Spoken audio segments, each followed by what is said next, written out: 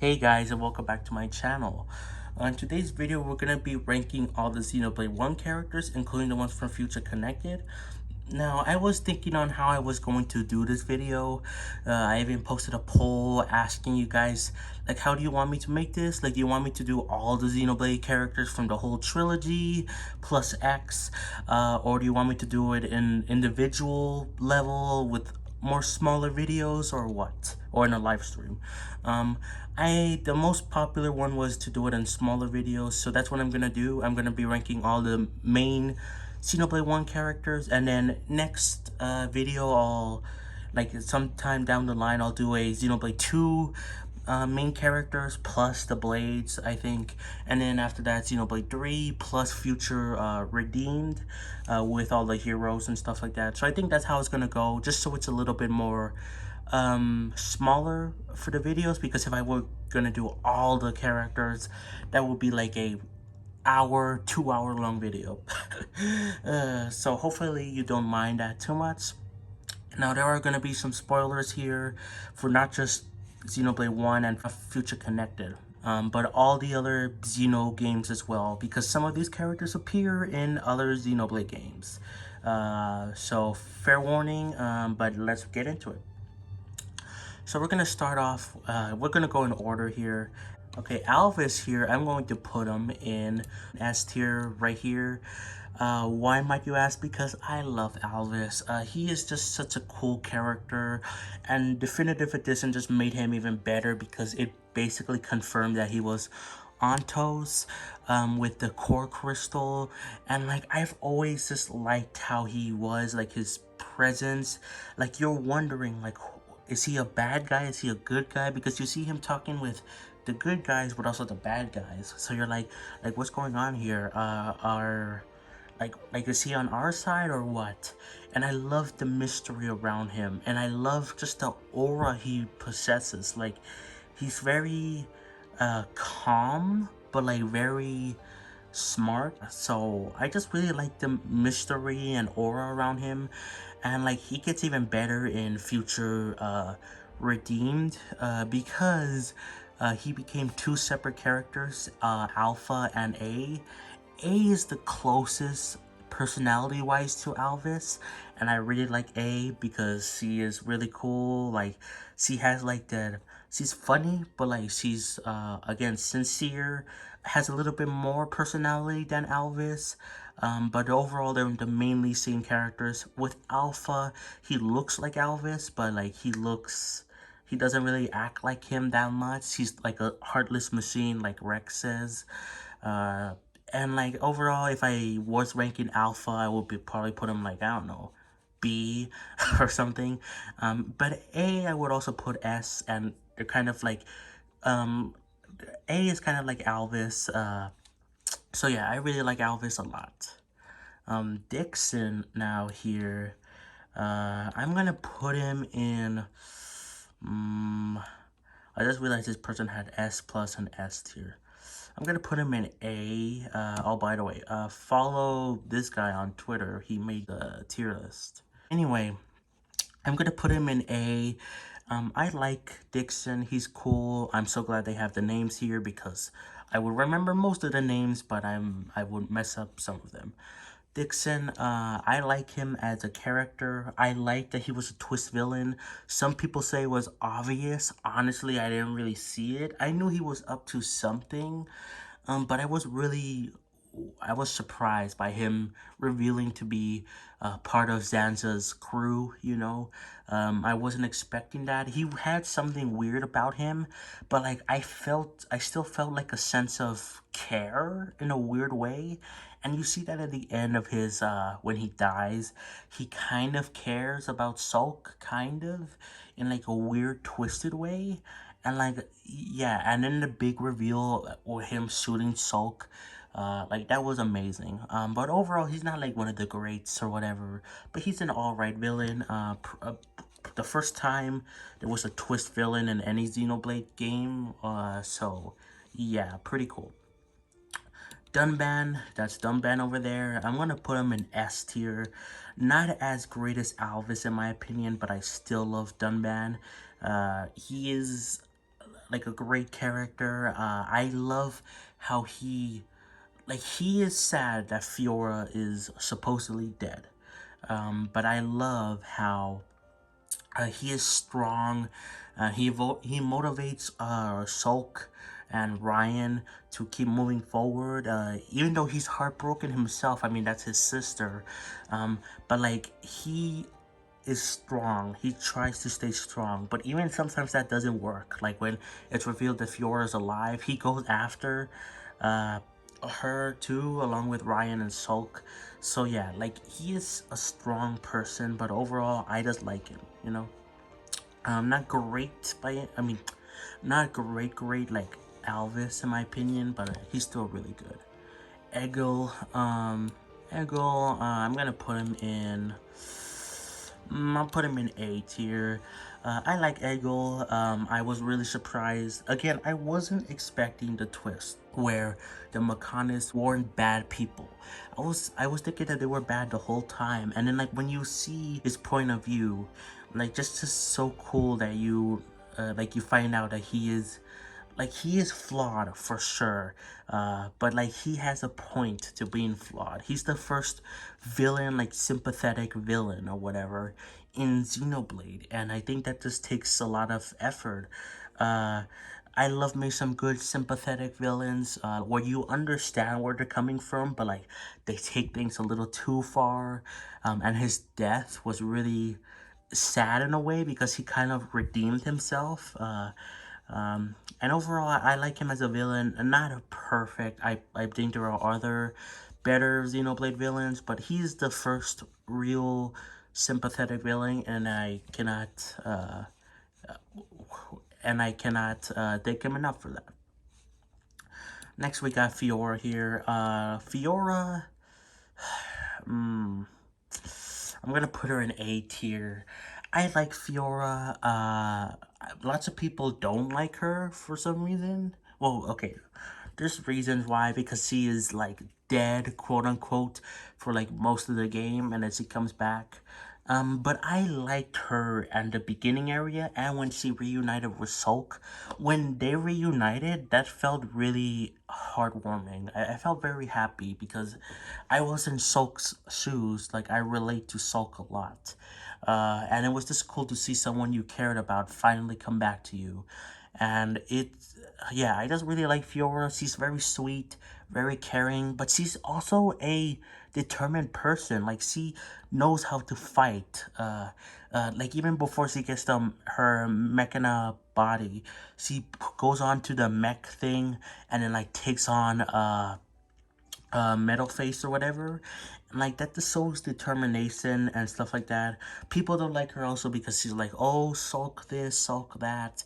But like like, I don't know, I just like her a lot, but obviously she's not great as like these two. In fact, I'm gonna organize them like there you go. So that's how it would be. So Fiora is the best of the A tier so far, then Egil, then Dixon. So yeah, I really like Fiora, and I think she's underrated, but she's not the best character. Now Gato, I'm gonna put him in B tier. He is okay in my opinion. He's good. I actually I didn't really care that much about him in my initial playthrough of Xenoblade 1, because I really wanted Charlotte and Ryan to get together. And they eventually did. So I was like, oh, Gato, come on, just die already. Why are you still alive? But I grew to like him and appreciate him a little bit more in my New Game Plus playthrough. Do I still think he's just an okay character? Yeah, but I think he has a good enough character that I felt sad that he died. And I didn't just want him to die just because, oh, Ryan and Charlotte will get together. Yeah, he's an okay character. Gelgar, I don't know. I'm gonna put him in meh. So I'm putting Gelgar here. Why? Well, look, lots of people hate him. because they think that he's a racist, and he kind of is. Because he thinks half Homs, half Hyentia should rule, that the full Hyentia shouldn't rule, because that's what caused them to become Telethia. And but like I understand why people don't like him a lot. In fact, I think he's just meh. But I think his character makes sense because after Xenoblade 1, where the full Hyentia became Telethia, I think it makes sense for some people to see that opinion that, oh, half Homs, half Hyentia are the best because we are as good as Hyentia, but we don't come into effect like the full ones do. So I think his character makes sense because not everyone is gonna be like all the same. Like they're not gonna just see like, oh, that's sad, that they became a half. It's just sad that they became Telethia. Like they're not gonna view that the same way. They're gonna some people are gonna see it like, oh, we're better than those people because we don't become that. So I think his character makes sense. Um, Still kind of wish he had more of a purpose. He was just kind of there to be there in future connected. I kind of wish he played a bigger part in the story because he just dies in a side quest in future connected. He doesn't even, he's there in a story and then he's disappears to do a side quest. I wish he kind of played a more better role in as the main villain, along with the Fog Beast. But overall, he's just meh. But I don't hate him like other people. Juju, people also don't like Juju. I'm gonna put him above Gelgar. Nope, not B tier. I don't hate him. Why do people hate Juju so much? I honestly don't really see it. The only thing I hear about it is that he's kind of annoying because he doesn't listen to his sister and he derails the story of Xenoblade 1 a little bit.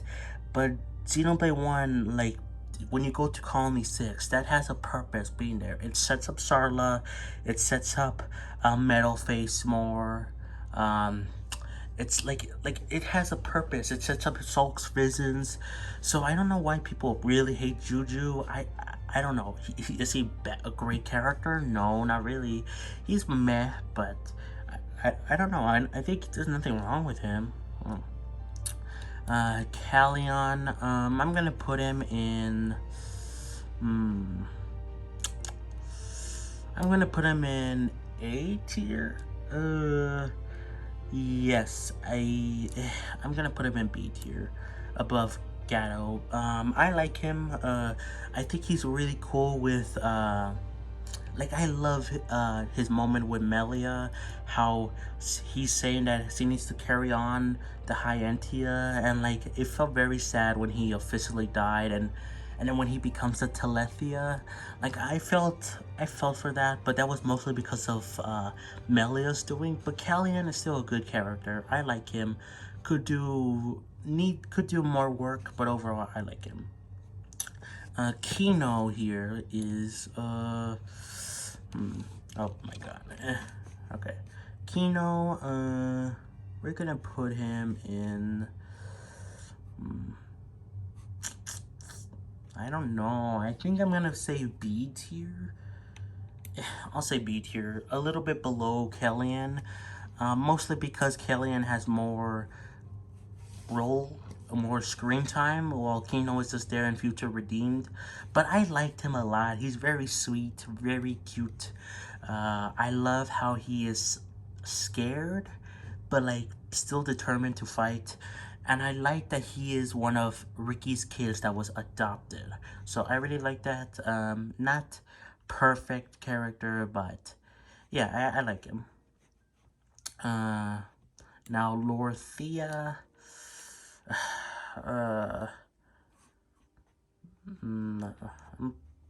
I'm putting her in C tier. I don't really care about Lorthea. I think she's a fine villain. I think she works, but I just really don't like her that much. because like, I mean, I don't know, you're meant to not like her because of what she does to Callian, but even then, I don't like her like that much as a villain just because she's not that good, you know. um like, she's kind of just there. Yeah, I don't know, don't really have much to say. Maxis, I'll put you above Galgar because you're kind of better than him. He is also he is not racist, I believe. He's just kind of an angry dude at first. In Future Redeemed, no, Future Connected. God, I keep getting those names mixed up. Um, but he gets better by the end, unlike Elgar, who just doesn't get better and he dies off screen in a side quest. He gets better in the small story of Future Connected. So he's a bit above Gelgar, but not by the months. Maineth. Now I'm going to include Maineth with Galea, which is her before she became Maineth. So counting that, I'm taking in all the Z series knowledge with these characters if they appeared elsewhere. So in that case, I'm gonna put her in. I want to say there. B tier. I like Maineth plus Galea. I think they're cool characters. It was really cool to finally see what her real name was, like her human name, because in Xenoblade 1 we never heard her name. She was just like, Klaus, no. But we finally learned what her name was. And as Maineth, she does a good job as being like a hero and communicating through Fiora.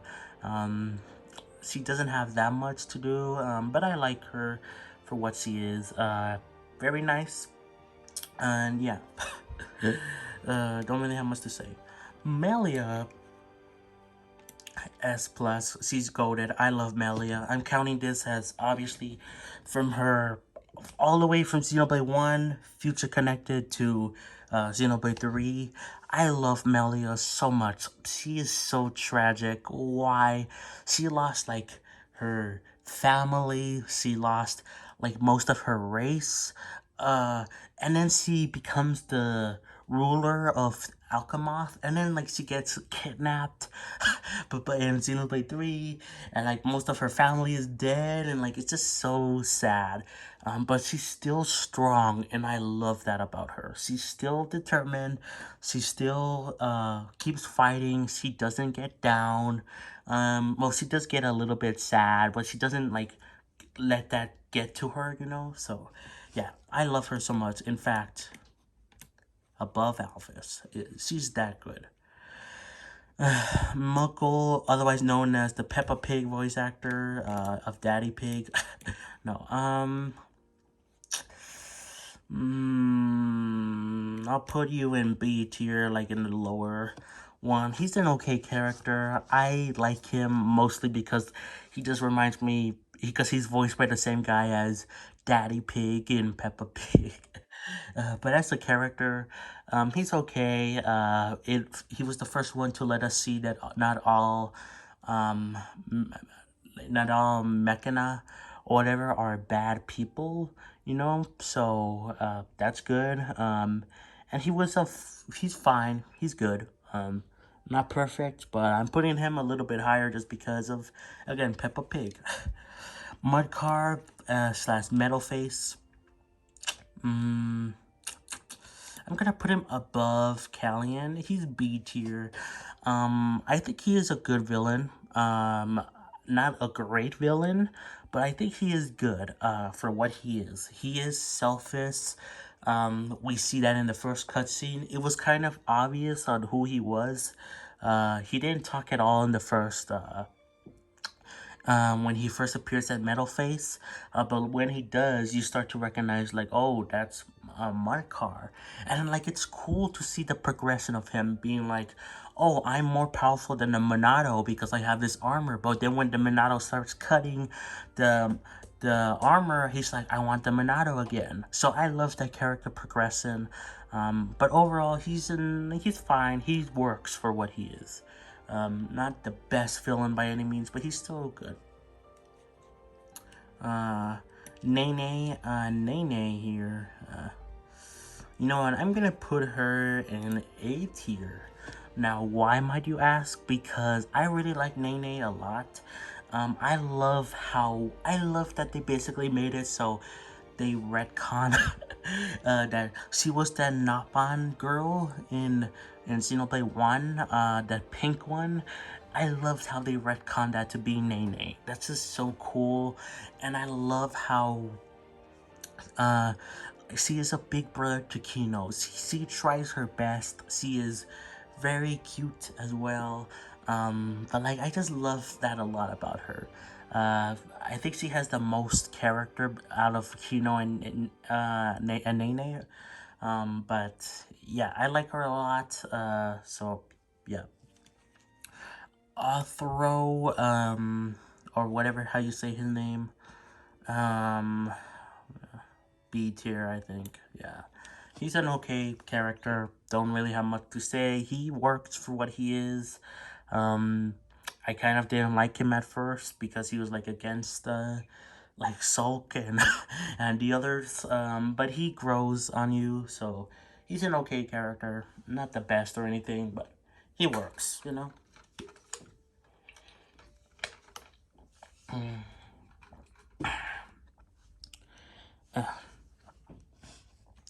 Now we got Ryan here. Ryan, yeah. Am I saying his name right? Oh god. I'm putting him right here. S tier, he's good. I really like Ryan a lot. Am I saying his name right? Okay. But I really like him a lot because of the fact that he is just a great friend to Sulk. I love how he's supportive of Sulk, yet still very like he wants the best for Sulk, so he's not afraid to say like, "What are you doing? You need to realize that you're wrong," or whatever. Like, he's just such a good friend, and I love his relationship with Sarla too. I like how they kind of start off as like being like kind of friends, and then they start to get closer and closer. And yeah, I just love the relationship between him and Sulk a lot. So yeah, good character. Ricky, S tier. I'm putting him right there because I love Ricky a lot. First of all, he's very cute. I love Nappan. They are adorable. But he's just a great character because he's a father. And I love that advice that he gives Dunban. He's he's way more wiser than he looks. And I love how Nene and Kino actually helped him a lot because they gave, even though Ricky wasn't in future connected, they gave him lots of development about him being a good father. So yeah, I'm putting him in S tier. Sarla, I'm putting her in A tier, next to Fiora. I like Sarla a lot. I used to not care about her that much. I thought she was fine before my New Game Plus playthrough, but I started to appreciate her along with Gato more in my New Game Plus playthrough, and yeah, I like her a lot. I love her relationship with Ryan, and yeah, I mean, she's fine for what she is. Not like a great character, but she's still really good, you know. And I like how she and Ryan have a kid in future. Redeemed, yes. Sulk, S plus, right next to Melia. Yes, I love Sulk so much. He is one of my favorite characters in all of Xenoblade. I relate to him a whole lot. He seems like he's autistic. Like, he has a special interest hyperfixation, which is the Monado, and I love the scene with Alvis and Sulk where Alvis meets with Sulk for the first time. He wasn't prepared to have a conversation. Usually he's prepared and knows when he has to have a conversation with like Ryan or his other friends, but Alvis just appears out of nowhere and he's not expecting it. But then when Alvis mentions the Monado, he can't stop talking about it. Like, that's just classic autism. um, I love how, I just love everything about him. How he is very kind, very knowledgeable, but like he's still naive in some ways, like interacting with others, oblivious when it comes to Melia's feelings and Fiora's feelings. Like, I just relate to him so much. I love him a lot. And future redeemed make him even better because of the fact that like, again, he just grew up, and like, I just love him a lot. And like all the Xenoblade stuff he appears in, she's just so good. Sorian, I'm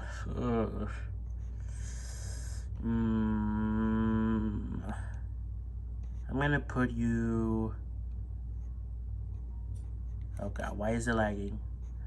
I'm gonna put you in right here next to Callian, because he does kind of die a bit too soon, but that's kind of the point. His point is to die to give Melia motivation to go with Sulk, and like, he is not that.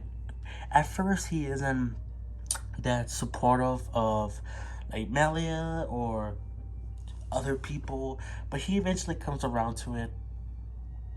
So yeah, just for that, just for him coming around, I like him a little bit more, but Callian is above him just because Callian has more screen time and actually has a final say with, Melia. Sorian does too, but like, he dies like again, really early, but that's kind of the point, you know? Tyrea. A S plus. I love Tyrea a lot. Very underrated as heck. Yeah, I think that's good. I love Tyrea. If you just counted Xenoblade 1, I would have probably maybe put her in like high A, maybe low S. But Future Redeemed, no, Future Connected. But Future Connected made her so much better. She made her like regret all the things she did. I love her relationship with Melia. It's like really cool because they're like sisters, but not really sisters. Um, but like, they still have a family bond. And like, I just love her so much, and that's the whole reason to play Future Connected. It's just to understand Tyrea. I wish she was playable. That's something that I would have probably made her like hot next to Melia. Like, I wish she was playable, but overall, yeah, I love her so much. Venea, you're there next to B. Next to you're in B with Mikkel or whatever. I like her. She's cool, but she's not great. She's there like at the ending of the game, in the last like third. So she doesn't have that much to do. But overall, she is also one of the first Machina for us to see that she's not like, that they're not all bad. So I appreciate her for that. But yeah, Jord, I'm gonna put him in,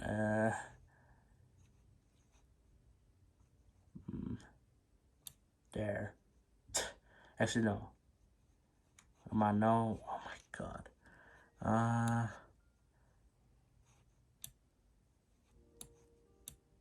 Okay, there we go. I'm gonna put him in meh. I honestly don't really care about Zorg that much. In fact, I was really confused by Zorg just because of the fact that, like, I was thinking, like, where's Metalface the whole time? He just kind of dies and that's it. He's a kind of fun villain, I guess, but he doesn't have that much presence. And I was expecting him to have more presence, being like a villain in the Colony 6 stuff, but no, it's like he's part of a side quest or something where you find out that his daughter or whatever is like sad that he's gone or something. I don't know.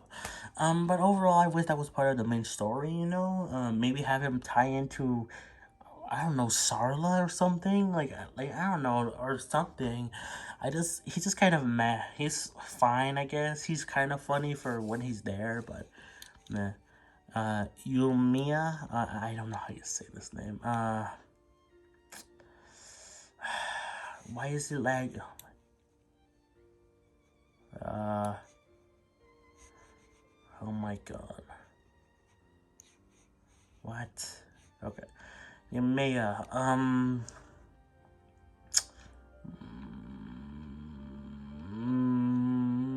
I don't know. I'll put her right there. Actually, there you go. Yeah, sure. I'll put her above Gelgar. Yamea is fine, I guess. I don't really care that much about her.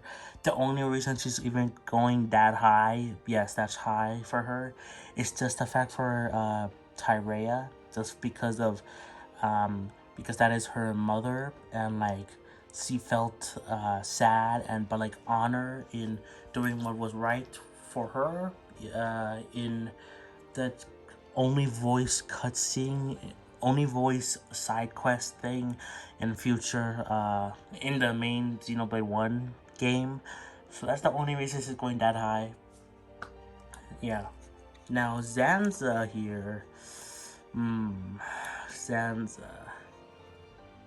I'm gonna put him right there. In between Charla and Egil. I like Zanza a lot. I was really surprised when it was revealed that he was part of Shulk, like, the whole time. But when you look back on all the other cutscenes for Xenoblade 1, you realize that, like, yeah, he was there the whole time, because, like, Shulk, sometimes he has his moments of, like, oh, kill them all, in his mind, or he's like, oh, I'm eating this, but I don't taste anything, and that's because of Zanza, and I love that. As a villain overall, I think he works, but the reason why he's a little bit higher is just because the fact of Klaus and his thing. Now I'm not counting like Klaus really. I'm just counting when he was Klaus in before the experiment. You know, I love the added context from Xenoblade 2 where you see that he is like he made a mistake for sure. But you see where he's coming from when he made the mistake, and then when he splits off to become Zanza and then half of Klaus in Xenoblade 2. And like I love the connective tissue of if Zanza dies, then so does Klaus in Xenoblade 2. So yeah, Xenoblade 2 helped him a lot. If it wasn't for Xenoblade 2, I might have put him in like maybe lower A and maybe even high B. But Zanza is a good villain, but he's got even better because of Klaus. Again, not counting Klaus and stuff, because if this was me and I was counting Klaus too from Xenoblade 2, then he'll be like S+. So yeah, guys, I think that's gonna be it for the ranking here. No one is on D. I could maybe argue for some of these characters, but I don't think they're all bad, you know? They're kind of meh, but I don't really hate anyone in Xenoblade 1, at least in this section, you know? And it was fun to talk about these characters, you know? Next tier list, which I don't know when that will be, I'll cover the Xenoblade 2 characters with the blades, probably, in its own. I'll probably cover Xenoblade 2 characters with the blades included, and then after that, Xenoblade 3 with the heroes and future redeemed. But overall, this is my final ranking for Xenoblade 1. Hope you like it. Let me know your thoughts on it. So characters be higher, lower, or what? So yeah, guys, that's it. Hope you enjoyed, and I'll catch you guys next time for more. Peace.